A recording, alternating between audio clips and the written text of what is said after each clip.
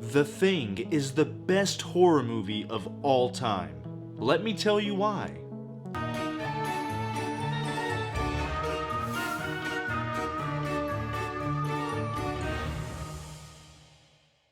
How do you quantify a masterpiece? People often ask, what makes a movie a masterpiece? Not just great, but truly legendary. Is it the acting, the tone, the atmosphere, the writing, the score, the pacing, the effects?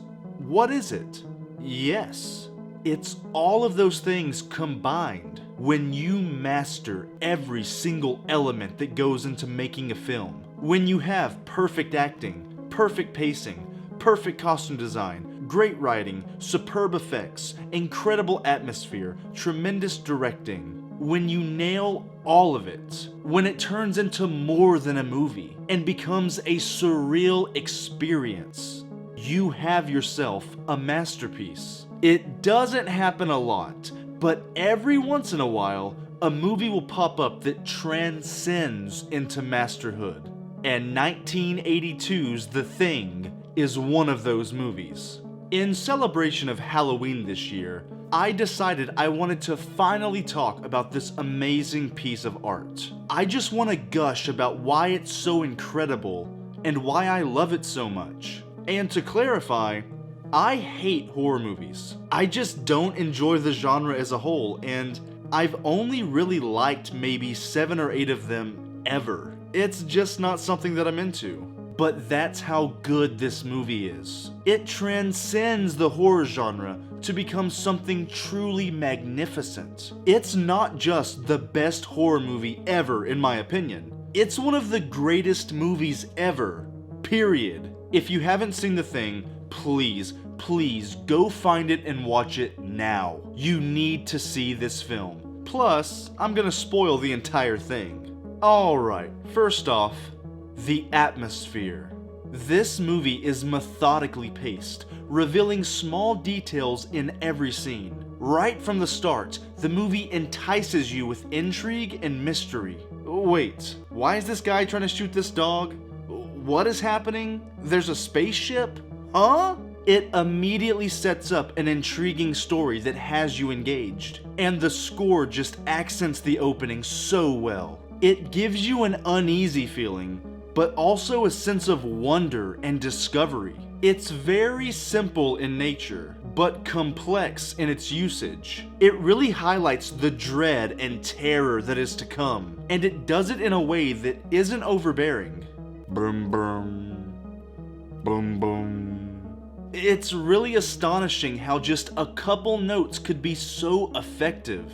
God, we're only a minute and a half in and it's already amazing. But that score is present all through the movie. There are many scenes of pure quiet, where it's just exterior shots of buildings or just people walking around, and it could come off really boring, but the score just adds so much personality to it. After someone dies or there's a crazy action scene, they throw in these slow, quiet moments, as if to calm the audience down from what just happened. And it's simply magnificent. The tone and pace of the movie constantly keeps us on our toes, and constantly relieves us of that tension, as if it's a masterfully orchestrated song with perfect ebbs and flows. It knows exactly when to be horrifying or when to throw in an action scene, but also knows exactly when to have small character moments. And the location of this research base in Antarctica is the perfect location and setting for this movie. It's weird to say, but the snow and the weather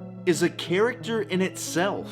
It's constantly putting obstacles in front of our protagonists, and it's really the secondary villain of the movie. They are trapped by the storm, tormented by it. They can barely walk outside because they can't see. They can't use their phones to contact the outside world. They can't fly a chopper through it. And in the end, it's the thing that actually kills our main hero.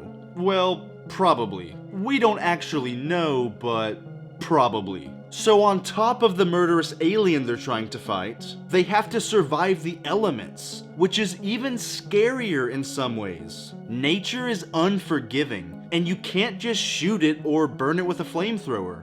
It was so smart of them to set the film here. So yeah, the snowy location, the methodical shot selection, the score, the tone, the mystery, it's all truly wonderful and expertly crafted. Next up, the plot.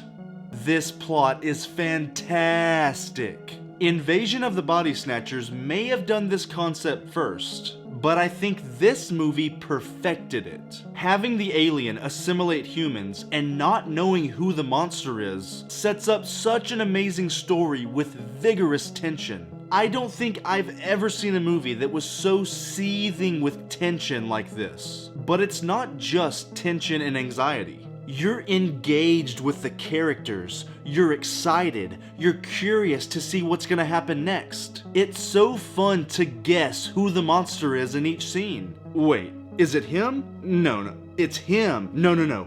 It has to be him. Wait. Who had it last? Who were they standing next to? How are they acting? Wait, no. That means it has to be him. It builds up a mental interaction with the plot that many movies don't have. All through the movie, the characters start getting more and more leery of each other. They don't trust each other. They test each other. They start pointing fingers and question everything. We start questioning everything. We are learning the details along with them, so we feel the confusion, the distrust. It's such a great choice to have us go on this ride with them. We, the audience, don't get any information until the characters do. It's revealed that the dog turned out to be the thing, and it's the reason the whole thing started. And it's a great reveal. Then the characters discover the broken ice block, as if something escaped. Then they discover a burned body of a monster man with 2 warped faces, a man who committed suicide, a bloody axe in a wall, and you're thinking, what the f is going on? It sets up intrigue and a great mystery. Then they slowly start revealing how the thing assimilates people and copies their DNA. The tension slowly starts to build up. The paranoia starts to kick in. Blair goes crazy and sabotages the helicopter and destroys the communication room. We know he becomes the thing at some point, but it makes you wonder if he's already turned here. Is he trying to make sure these guys don't leave the base and tell the world? Or is he really just going crazy? We don't know. It's great! They then find a ripped piece of clothing with MacReady's name on it, so they suspect he's the thing. We don't actually know if he is the thing, or if someone planted that there to frame him. The latter turns out to be the truth, but we still don't really know. They try to lock him up as a prisoner just to make sure, but then he threatens to blow them all up with a stick of dynamite. There's constant mental conflict like this all throughout the film. Why is this person acting weird? Why did that person disappear for 10 minutes? Why is that person's clothes outside? They're all becoming so paranoid, and it's so good. We never know who truly is infected, and we're just as confused as the characters. So when they do certain things in the film, we say, yeah, I totally get it. And the best thing about it is that these men are thinking logically. They aren't brain-dead idiots like in most horror movies. They are acting the way you and I would act in this situation. They ask the right questions. They make logical decisions. Just look at the blood testing scene. MacReady realizes that the thing reacts to any kind of heat or pain, so they all line up and test their blood with a hot wire to see who's infected. It is a masterful scene, and one of the best in the movie. You are just anxiously waiting to see whose blood is infected, while he slowly tests each and every one of their samples, one after another after another. And it leads to one of the best jump scares in movie history. The tension building here is immaculate, and the payoff is thrilling. It's the pinnacle of the character's paranoia, and we even see that MacReady just killed a man for no reason. He shot Clark in the head right before this scene, but it's revealed that his blood was fine. He was still a human. The situation they're in is bringing out the worst in them. It's wearing them down one by one. So the main horror element of the movie isn't even the actual monster. It's the psychological trauma that they're going through. It's genius. The movie ends with MacReady and Childs sharing a drink in celebration of the monster's defeat, but you still can't fully trust either of them. There are so many theories about if Childs is the thing right here. Is he drinking alcohol? Or is that one of the Molotov cocktails? Why can't you see his breath in the cold air? Where did he disappear to for the last 10 minutes? That's what a movie should do. It should have you guessing, thinking, speculating, putting clues together. It is simply one of the most engaging plots I've ever seen put to film. Mwah! Beautiful. Now, the effects. As I've mentioned, this movie does so many things well, but the practical effects are a thing to behold. They are absolutely phenomenal, and most of them still hold up to this day. The horror and violence in this movie isn't your average fare. It isn't just people getting stabbed or shot or falling down and busting their head open. No, these deaths are wicked. The stomach scene is one of the coolest and grossest kills ever. After Vance has a heart attack, they try to bring him back to life with a defibrillator, but his stomach opens up and bites the man's arms off. The beautiful practical effects in this scene are just wonderful. Look at those meat teeth. His stomach has meat teeth. His head starts separating from his body, and you see nasty green strips of tentacles and bubbling goo. Then it sprouts legs and eyeballs and becomes a walking spider head thing. Watching this scene actually makes me feel like spiders are crawling on me. And the monstrous, vile, sickening bastard that comes out of his stomach is disgusting and creepy as hell. Look at this motherfucker.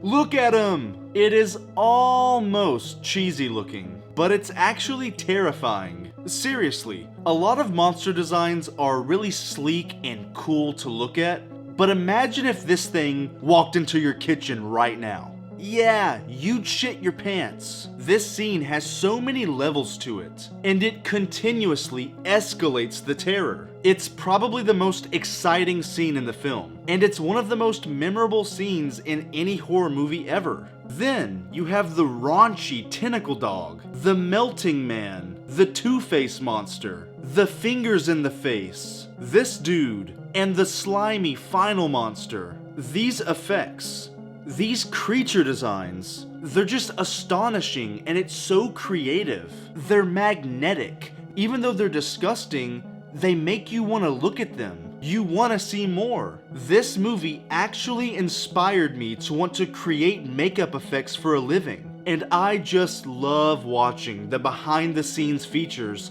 of how they made these horrendous monsters. The process of it, the talent, the work that was put in, the passion that was put in. It really comes across on screen. You feel like you can almost smell and touch them. They're that good. And you know, the effects aren't overused. There isn't a monster in every other scene like you think there might be. They barely show anything for the first half of the movie. And the way the monster is revealed throughout the film is a storytelling tool in itself.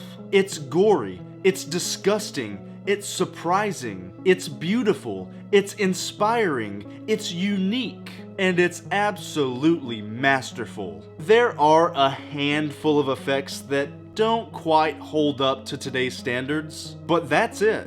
4 or 5 cheesy shots are the only thing that I can think of that is wrong with this movie. Other than that, it's impeccable. It's perfect. And I didn't even mention the cast. Oh man, the cast of The Thing is stellar. Kurt Russell, Keith David, Wilford Brimley, Donald Moffat, T.K. Carter, David Clennon, Richard Masur, Thomas Waits. They all kill it. They all play confused, frustrated, volatile men in a horrible situation to perfection, and the chemistry between them is immaculate. Their dialogue, the timing and pacing of how they talk to each other, the different personalities meshing together. It all just works. Some are better than others, of course, RJ McCready, Childs, but the entire cast is an integral cog inside of this magnificently put together machine. It's fascinating to watch these men discover what's going on and to see them slowly break down mentally.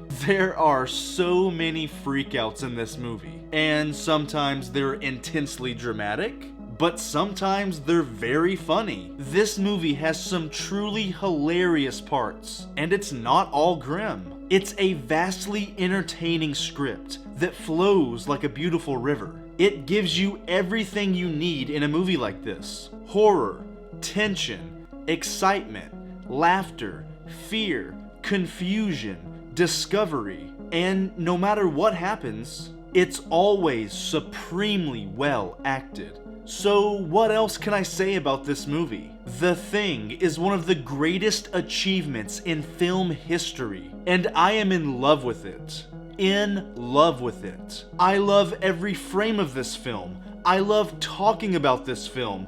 I love thinking about this film. It has great acting, amazing effects, a great score, beautiful sets, great atmosphere, a great tone, impeccable sound design, compelling characters, great tension, it's perfectly paced, has an amazing script, it's scary, thrilling, funny, quotable, it makes you think, it challenges you, it engages you, it nails the ending. It's the perfect mix of psychological horror and fun monster action. And it is, in my opinion, the greatest horror movie of all time. Sci-fi, horror, whatever you want to categorize it as, it's truly one of the greatest movies of all time.